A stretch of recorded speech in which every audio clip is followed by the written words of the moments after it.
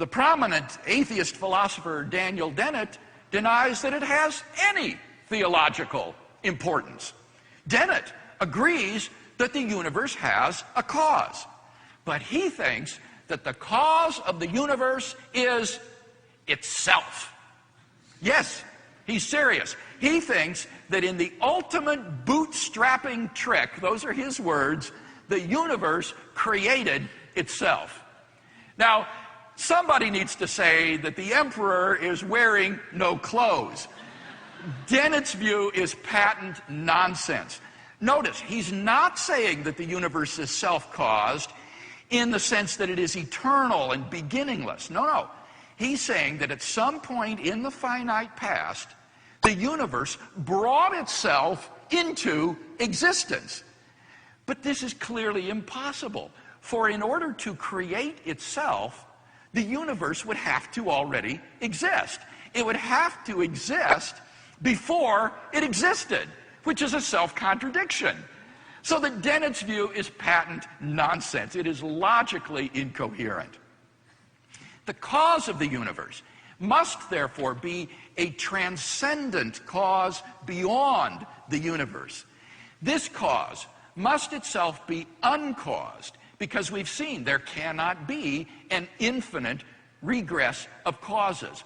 It is therefore the first uncaused cause.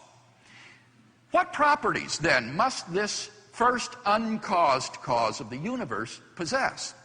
First, it must transcend space and time, because it created space and time. Since it is not in time, it must therefore be changeless. Since it is not in space, it must therefore be immaterial or non-physical. It must be unimaginably powerful, since it brought all matter and energy into being. Finally, this first uncaused cause plausibly must be a personal being. As Al-Ghazali argued, this is the only way to explain how a timeless cause can give rise to a temporal effect with a beginning, like the universe. Here's the problem. If a cause is sufficient to produce its effect, then if the cause is there, the effect must be there as well. For example, the cause of water's freezing is the temperatures being below 0 degrees centigrade.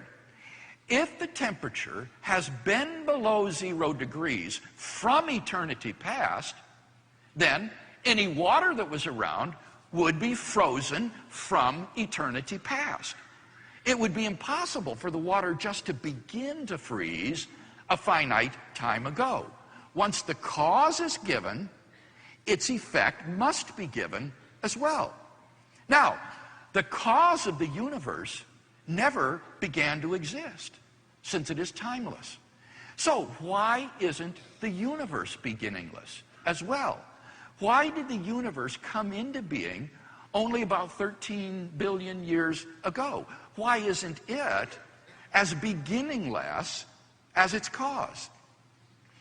Al-Ghazali maintained that the only answer to this problem is that the cause must be a personal being who has freedom of the will.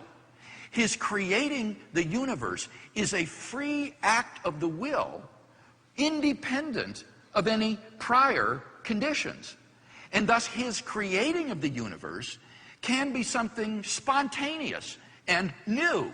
So the effect can exist, or pardon me, the cause can exist eternally, but a finite time ago freely will to create a new effect and bring the universe into being.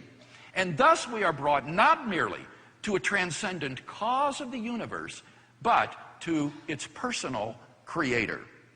Al-Ghazali's argument thus gives us, I think, good grounds for believing in the existence of a beginningless, uncaused, timeless, spaceless, changeless, immaterial, enormously powerful, personal creator of the universe.